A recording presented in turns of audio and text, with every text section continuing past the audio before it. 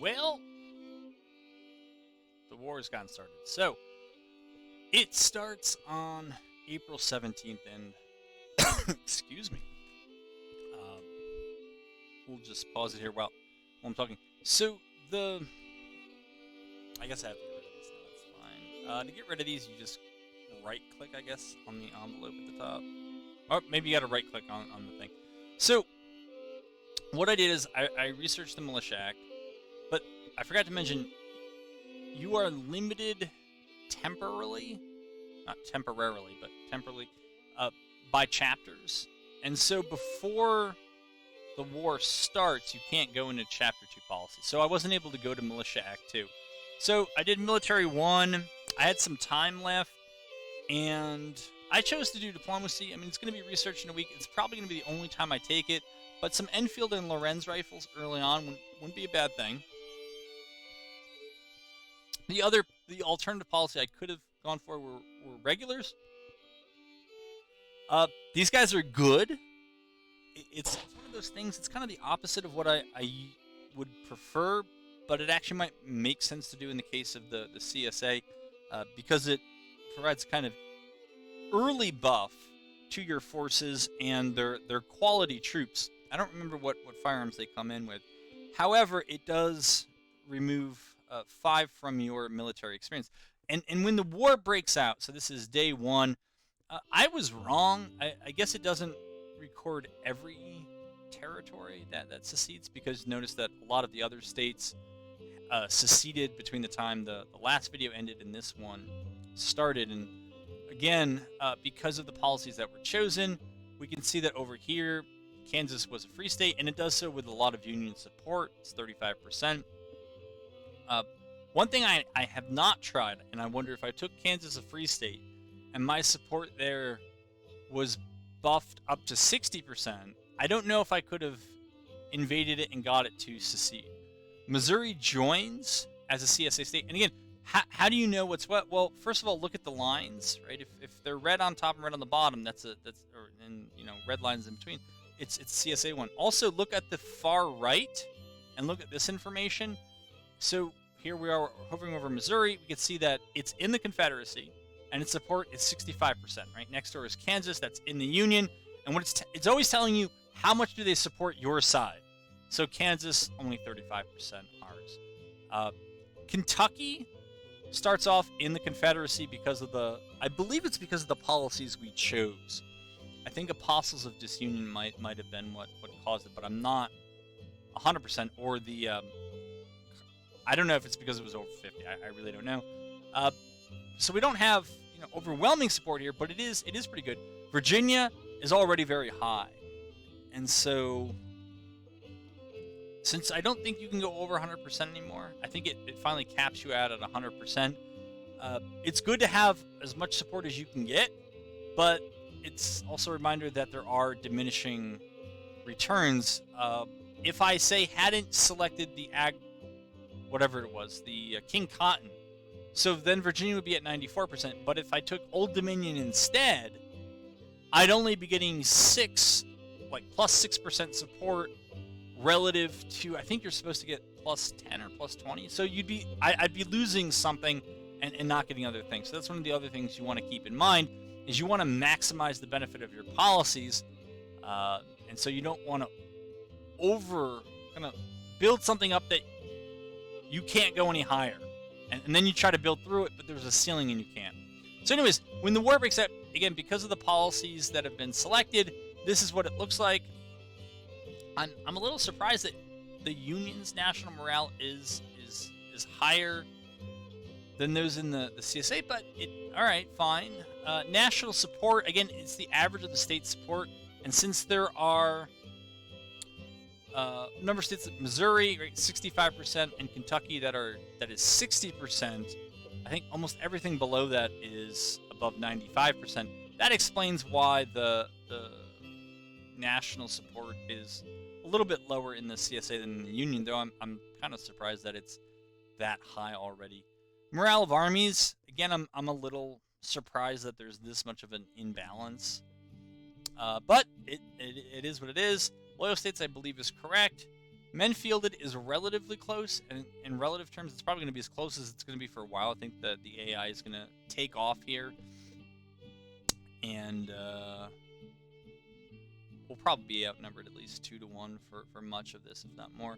Military experience is even. Battles, obviously. Casualties, obviously. So European relations, right? It's plus 30, and remember, I think 20 of that has to do with the King Cotton perk. Again, it's not something I particularly care about, but we've fallen behind in weapons industry. I suspect are probably likely to remain behind for a while.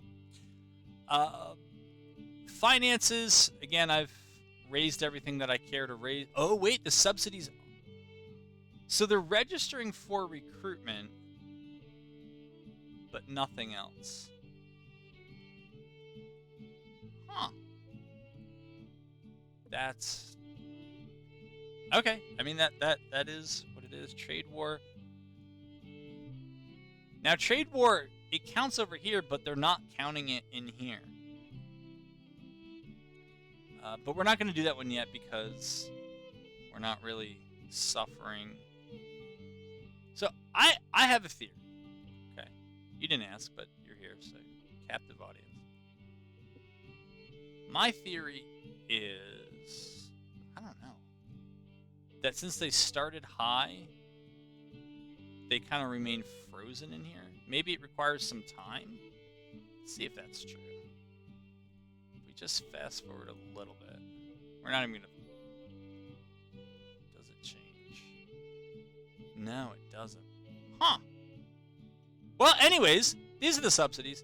This is showing us, I think it's the amount of money on hand. I think that's it. I'm keeping my tariffs up, my sales tax up. We gotta pay the bills, and we're trying to help our industry.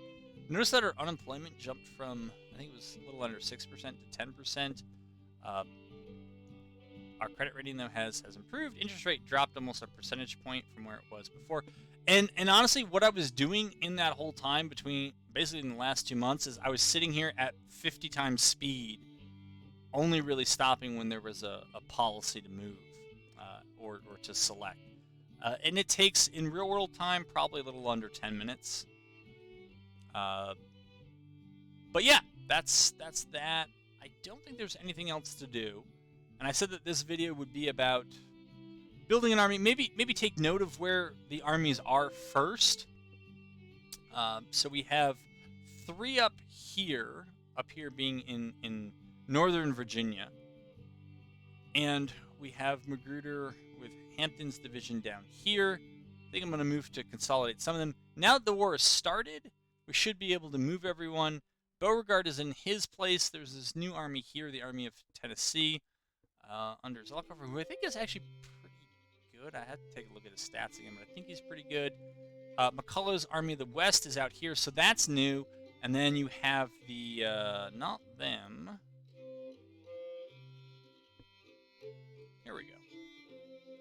We got Chase's Florida State Militia, and you'll see that on the readiness bar, they're all the way ready, and you can tell when you're zoomed in if they're green right by the color. And the further along they are, the more stuff they can do. If they drop below yellow, they cannot attack, I believe. You can move them into combat, but I think unless you're attacked, I'm pretty sure you can't actually fight it out. It has to be auto-resolve. But down here, I don't think there's much reason to hold anybody back. I don't think so. I think the more pressing needs are going to be up here. So generally what... oh, and I forgot to mention, last number. Sterling Price's group out here. So this is the way I normally start things, is I'll run Price right through here, and we'll tell him he can use whatever he wants. Because he usually starts with a slight advantage over the Department of the West, he's got 500 more men, and he's got half dozen guns, and they don't have any. So I'm going to try to get him moving, and I guess we'd have to press play to do that, but you can give all these orders while paused, and then just go ahead and play, and they'll play at the same time. McCullough's not doing me too much good out here. I don't believe that there are ever Union armies, at least early on, that start out here. Maybe there could be. But St. Louis, in and around St. Louis, is going to be tough. This whole part of southern Illinois is always a bit of a challenge. Kind of this stretch from just east of St. Louis to about Evansville, Indiana. It's something that I think probably should be taken. And I want to start moving armies up into northern Kentucky. This is also a difficult stretch because a lot of Union pressure, and that's the thing you should see is where are the Union armies at this time. Right, so there are 8,300 troops there, about 5,000 there, and what do we have to defend ourselves? 2,000, 4,000. I think that this force out here is usually less than 1,000. Yeah. So we are pretty handily outnumbered until I think we get Magruder up there, because Magruder's got quite a bit of artillery that can even the odds early on. But what I find is you got to hold this stretch from Winchester to just south of Alexandria if you can. They will also come down around Fredericksburg, and it kind of just is what it is. You can try to move to block them if you want, but these are going to be recruiting sites. The Army of the Northwest here it's in a tough spot. With the amount of troops it has, it can't do all that much on its own.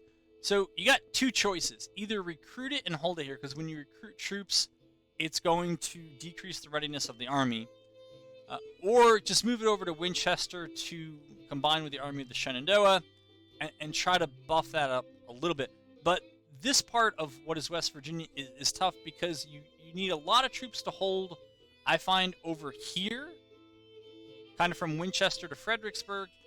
And then you need, I think, a fair amount of troops to hold, probably, maybe up in Covington, but certainly from Lexington over to Hartford. And I find the Union really likes to press St. Louis and try to get in here. So I try to knock them out of St. Louis and then move McCullough up. I don't think there's any reason to really have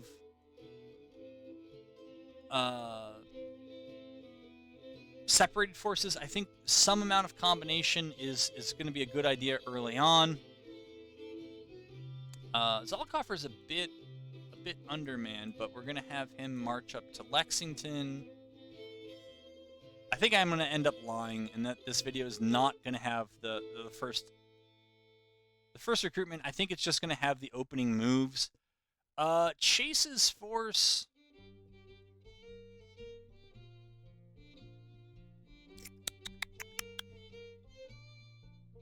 I may move to Charleston when they get there.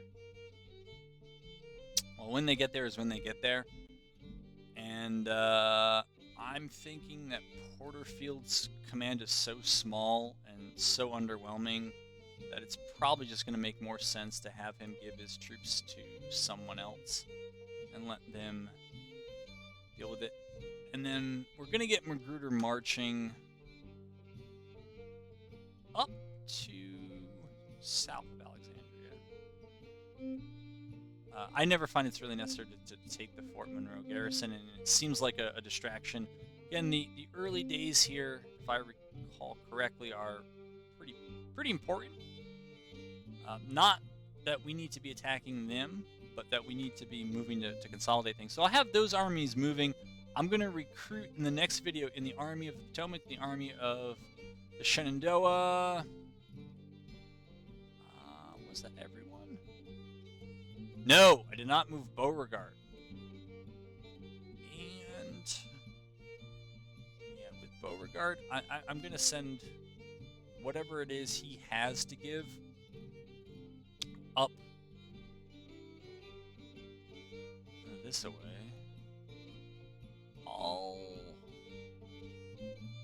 You know what? I'll send him here because I'm not exactly sure where he's going to be needed. And what I'm doing is I'm clicking on all of these so that if there are faster ways of moving than marching, they'll take it. It's a long way to give them a forced march. And while we're going to be pressed on some fronts, I don't know that we're going to be that pressed. So with that, we're going to go ahead and play. But I remembered why we're not going to immediate, and it's pretty safe to usually run this on 5 speed as the kind of default speed. But the reason why I don't immediately rush to recruit is because we got 6 days left on that. Our guys can be on 1-year contracts, which are not bad, and we can actually get them for longer. What we would have to do after that is then research Militia Act, which takes a month. This is going to take, basically those are going to take 2 months to do after this is done. And then we research, let me see here.